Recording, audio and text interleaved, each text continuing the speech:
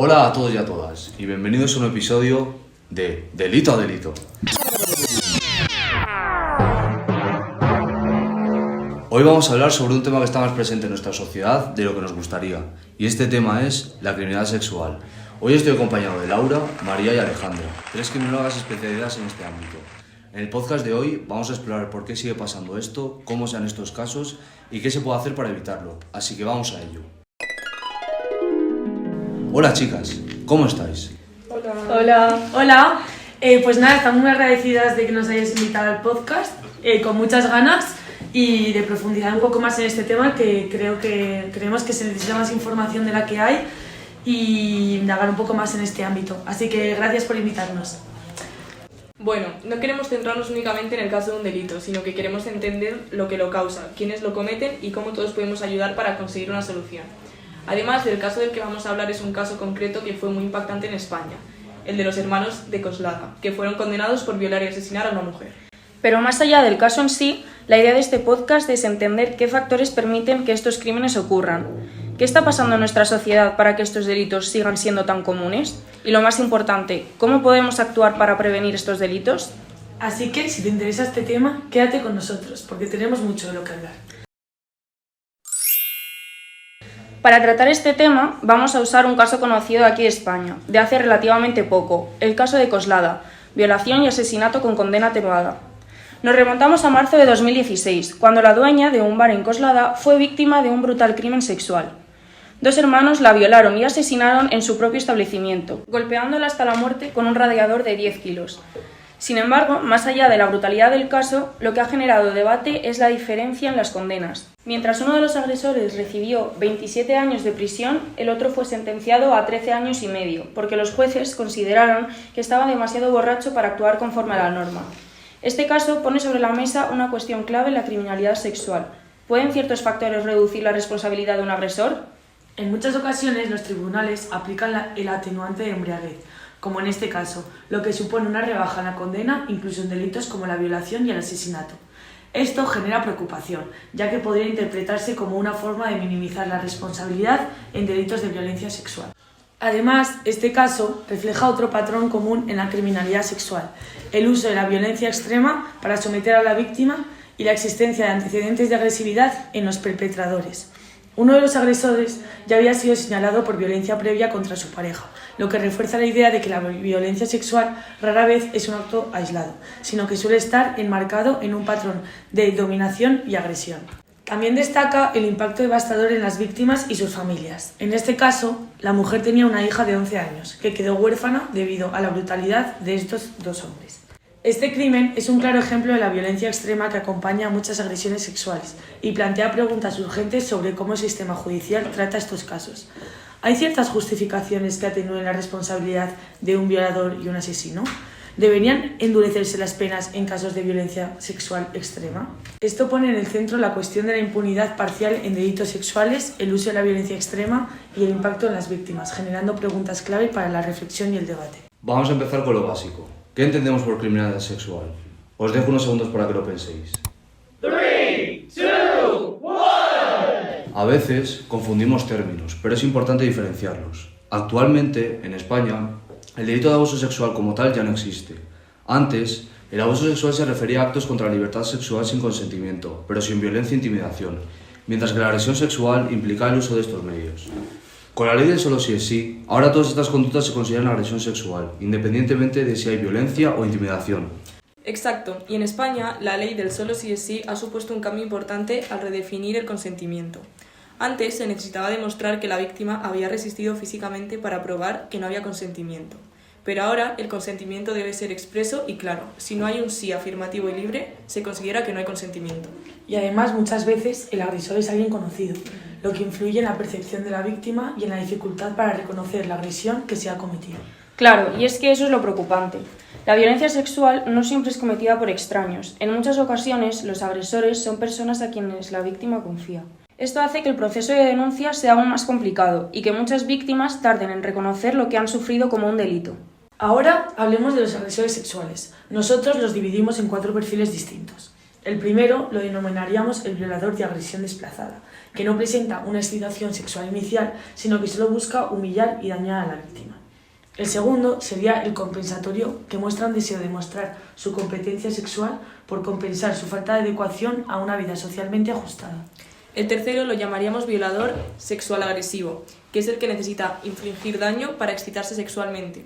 Y por último, el violador impulsivo, que es el caso de Coslada, ya que no planearon el ataque de antemano, pero la combinación de alcohol y la oportunidad los llevó a cometer la agresión y el asesinato. El hecho de que la sentencia considerara la embriaguez como atenuante refuerza la idea de que actuaron sin una planificación previa. Sí, aunque creo que todos estamos de acuerdo en que el alcohol nunca es una justificación. En muchos casos, los agresores ya tienen una mentalidad violenta y una percepción de poder sobre la víctima. Además, uno de ellos ya tenía antecedentes de agresividad, lo que sugiere que la violencia ya formaba parte de su conducta antes del ataque. Exacto, y en todos estos casos comparten una falta absoluta de respeto por la víctima. En el caso de Coslada, aunque no hubo una planificación previa, la violencia ya estaba presente en la conducta de los agresores. Por ello, además de la sanción penal, es fundamental reforzar tanto la prevención como la educación. ¿Pero por qué ocurre esto? ¿Qué hace que alguien se convierta en un agresor sexual? ¿Cuáles son los factores de riesgo que influyen? No hay una única respuesta que podamos sacar, pero sí que hay varios factores que pueden influir, así como el entorno social, la falta de empatía o incluso el consumo de sustancias, uno de los más típicos. Así es, en el caso de Coslada podemos ver una clara relación entre el consumo de alcohol y la comisión de este tipo de delitos, ya que al menos uno de los dos hermanos era tal su estado de embriaguez que se utilizó como atenuante la sentencia. Pero el alcohol no es la excusa en sí, sino un catalizador que desinhibe impulsos violentos preexistentes en una persona. Exacto, aunque también hay otros factores de riesgo importantes, como la personalidad antisocial y la aceptación o normalización de la violencia.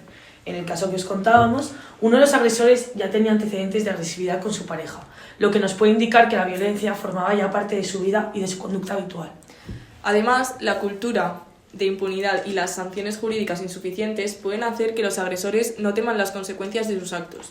En muchos casos, como es este, no había antecedentes penales previos en los hermanos, pero eso no significa que no hubiera señales de alerta antes del crimen. Entonces, ¿qué podríamos hacer para prevenirlo? Primero, y creo que en eso estamos todos de acuerdo, en que la educación sexual es clave. Desde pequeños debemos aprender sobre el respeto, empatía y sobre todo sobre el consentimiento. La violencia sexual no debería ser algo que veamos como normal o permisible. Totalmente. Y también es importante que en los espacios nocturnos, como pueden ser los bares y las discotecas, haya más seguridad. No solo para evitar situaciones de peligro, que también, sino para crear conciencia de que cosas como estas no se van a tolerar. Pero la ley también juega un papel crucial. Necesitamos que la justicia sea rápida y eficaz, para que los agresores no sientan que tienen espacio para actuar y salir impunes de ello. La protección de las víctimas debe ser una prioridad en nuestra sociedad. Claro, y no olvidemos que todos podemos ser parte de la solución. Hay parte que también puede estar en nuestras manos. Denunciar y apoyar a las víctimas es esencial. Si vemos algo sospechoso o peligroso, no podemos quedarnos callados. Por último, ¿qué hacemos con los agresores después de que han sido condenados? ¿Es posible cambiar su comportamiento? Hay programas de rehabilitación para agresores sexuales, pero no siempre tienen éxito. Es cierto, algunos estudios indican que los programas de reeducación pueden funcionar en ciertos casos, pero también hay que tener en cuenta que la reincidencia es una preocupación. El seguimiento psicológico continuado es crucial en estos casos. Sí, pero es que también creo que se necesita un equilibrio. No se trata solo de tratar a los agresores, sino de asegurarnos de que haya un sistema de justicia que proteja a las víctimas y que no permita que estos agresores vuelvan a causar daño. Totalmente. Es un tema complejo pero necesario. La criminalidad sexual es una realidad. La clave está en la prevención, la educación y una respuesta firme de la sociedad y el sistema judicial. Bueno, hasta aquí el podcast. Hoy hemos abordado un tema extremadamente delicado, la criminalidad sexual en España, y lo hemos hecho a través de un caso concreto que no solo conmocionó al país, sino que también nos invita a reflexionar profundamente sobre cómo estamos enfrentando este problema en nuestra sociedad. Este caso de Coslada, donde la violencia extrema fue utilizada de forma brutal contra una víctima, nos recuerda que no solo estamos hablando de un delito, sino de vidas devastadas, familias rotas y una sociedad que sigue lidiando con la prevalencia de la violencia sexual. Nos hace preguntarnos, ¿realmente estamos haciendo lo suficiente? Lo que está claro es que estos delitos no surgen de la nada. Son el resultado de una combinación compleja de factores, entre ellos el consumo de sustancias, pero también la falta de educación, la normalización de la violencia y la cultura de impunidad, que a menudo rodea estos actos. No podemos seguir mirando hacia otro lado. Por eso mismo, la prevención es fundamental, desde la educación en valores y consentimiento hasta la creación de un entorno en el que la justicia no sea solo un proceso, sino que sea una respuesta rápida y contundente. Pero es importante saber que todos tenemos un papel que desempeñar, ya sea apoyando a las víctimas, denunciando lo que no es correcto o simplemente educando a las futuras generaciones para que el respeto sea la norma. La criminalidad sexual es una realidad incómoda, pero no podemos seguir negándola. Si bien la justicia y las leyes juegan un papel importante, el verdadero cambio vendrá de la sociedad en su conjunto, cuando se logre erradicar la impunidad y cuando cada uno de nosotros decida ser parte de la solución. Así que no olvidemos que no solo estamos hablando de castigos, sino de prevenir que estas situaciones ocurran en primer lugar. Cada paso cuenta, cada conversación, cada acción, cada denuncia puede hacer la diferencia. Porque al final este es un problema que no afecta solo a las víctimas, sino a toda nuestra sociedad, y todos somos responsables de cambiarlo.